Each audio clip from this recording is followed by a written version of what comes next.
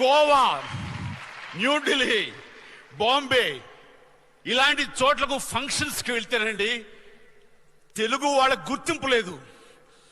Goa film ఫెస్టివల్కి వెళ్ళి నాకు మహానటుడు రామారావు గారి బొమ్మ లేదు అక్కడ, అక్కడే నాగేశ్వర గారి బొమ్మ లేదు.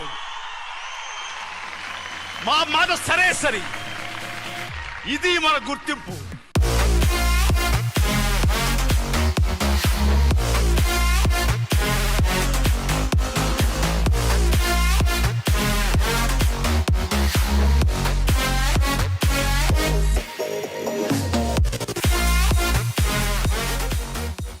A joyous occasion of merry, of pride, and what one cannot escape as Indians engage in discourse about each other is someone pulling down a project or individuals associated at a time where the atmosphere should be about celebrating one's victory.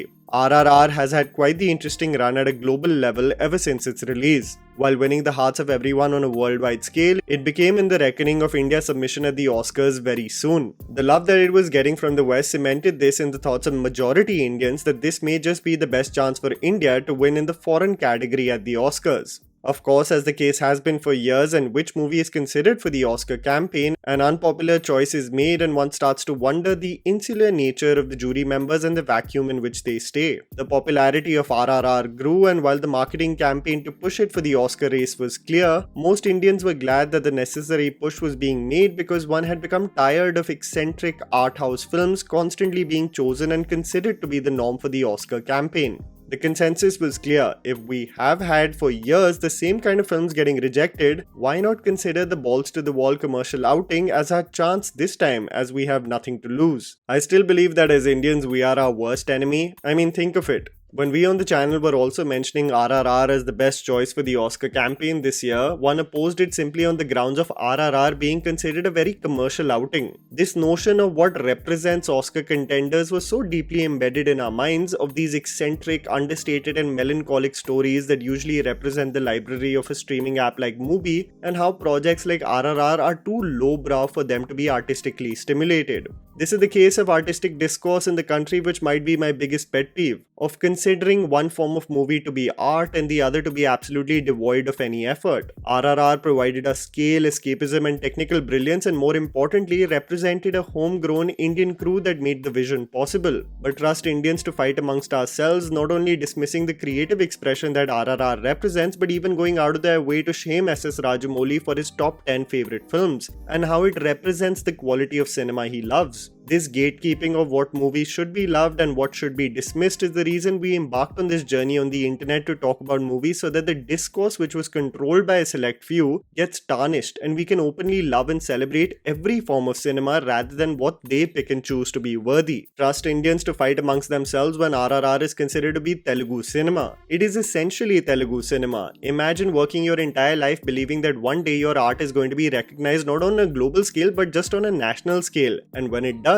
you realize that it wasn't the case of your stories not having the ability to translate across borders, but just the environment and facilities this time allowed you to be seen and celebrated. The years of work someone has done only to be recognized outside of their state is finally prevalent, alive and kicking, and you want one to deny their roots when one calls it a Telugu film? I might have cringed a bit when Jimmy Kimmel started his monologue and said that we're going to Bollywood dance your way if your speeches are too long, but it represents their ignorance versus us not acknowledging that RRR is a homegrown Telugu project. If I further dwell on the Oscars this year, and especially the case of Indians being represented at the event, I loved Deepika Padukone's presentation of the Naatu Naatu dance performance. There was a beautiful grace with which she introduced the chart-busting number, and isn't it crazy that how the discourse around Deepika in this very country, in India, was so wild, toxic and violent, calling the boycott of her film just a few months ago, and she represents the country on the global stage with such poise and dignity. It puts into perspective on how we really are our worst enemies.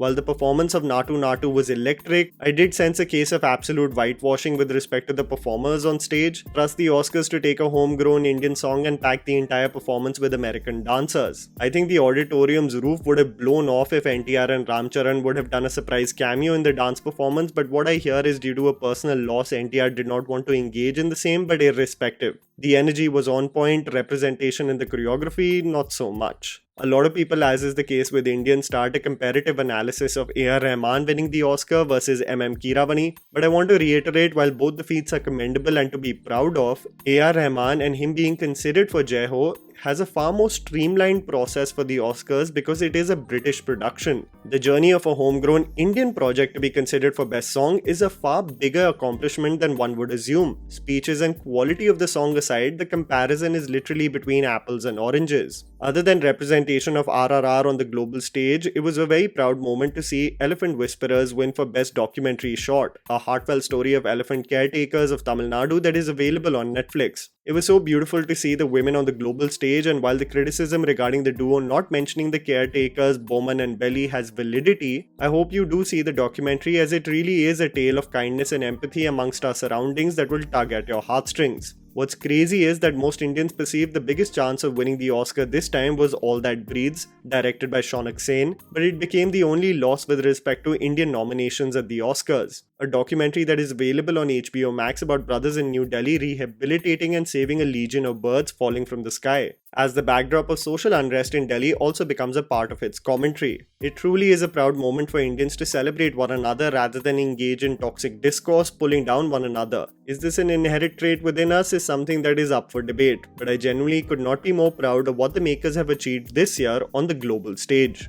And that was the video, guys. Write down in the comments below what you thought about the Oscars and what the Indians achieved this year. Please don't forget to follow me on Instagram, the handle's right in front of you. Follow me at JammyPants4. Also, please support us by smashing the like button and subscribing to our channel for weekly content ahead. Thank you for watching.